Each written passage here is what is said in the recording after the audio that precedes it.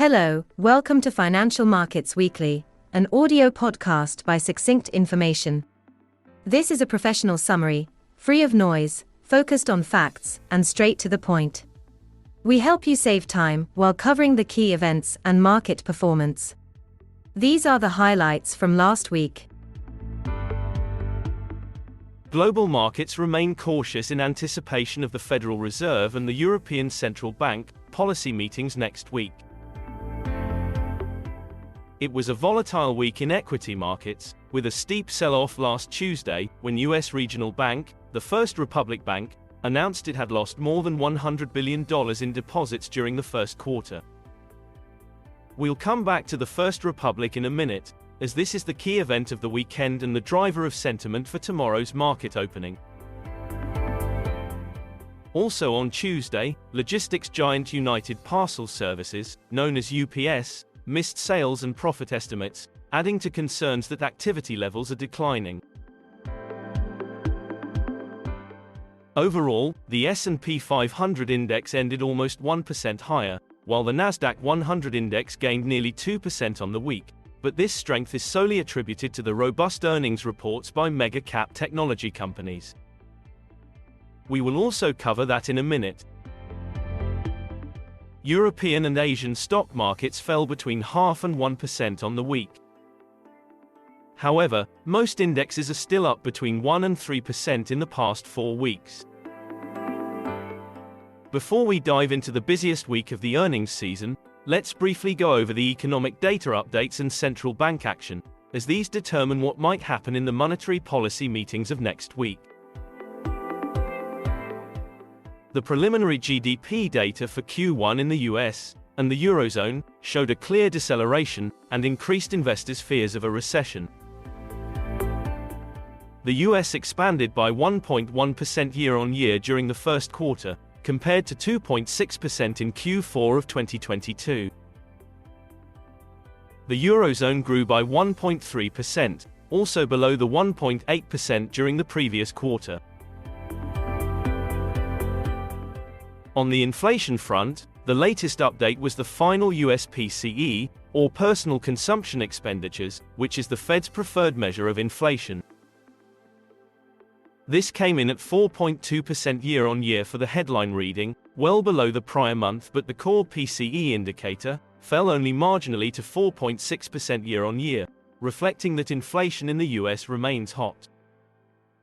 Let's recall that headline CPI inflation a few weeks ago printed at 5% in March, and the core CPI at 5.6%.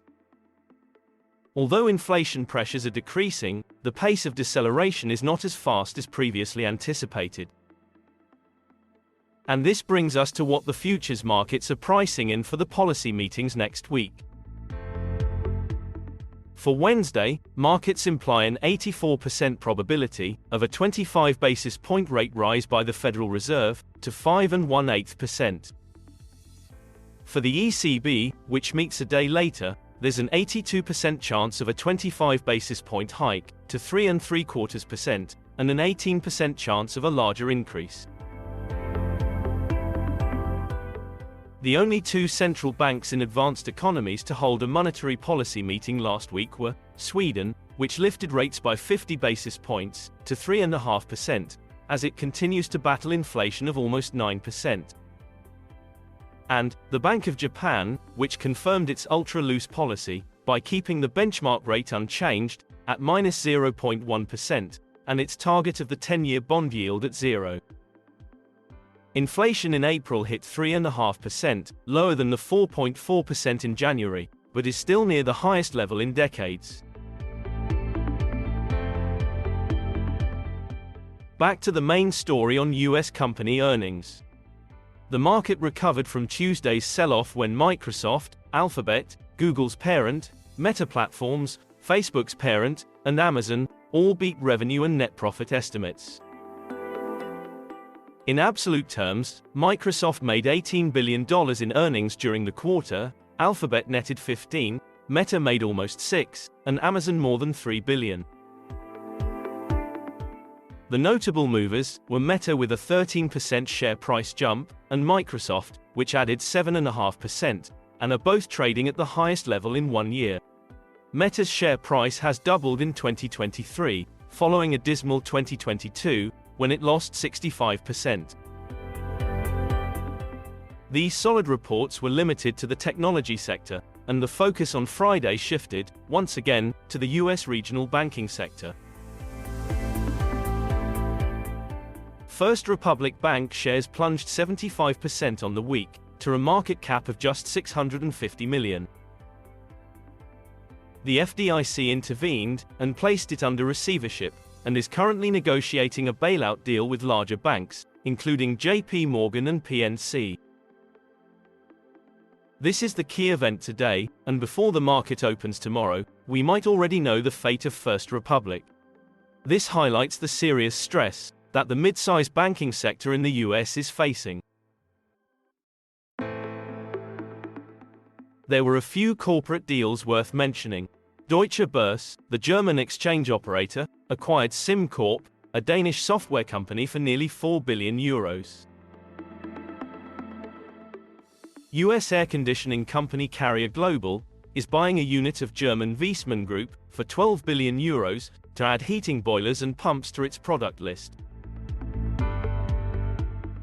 Deutsche Bank bought Numis Corp, a UK mid-sized stockbroker, for $500 million.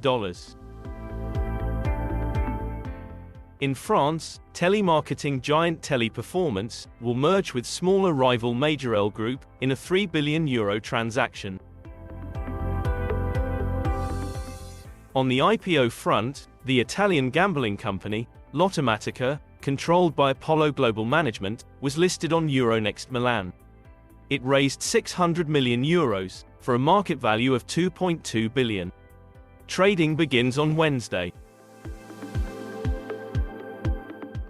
Finally, a quick word on commodities. The weakest markets were grain and base metals. The notable mover was wheat, with a 6% weekly decline, to accumulate a 21% fall this year. Wheat is trading well below the level just before the invasion of Ukraine. Corn and soybeans futures are also lower this year. That's all for today's episode. Please subscribe and help us promote our channel. Visit succinct.info to learn more about our service. Until next Sunday.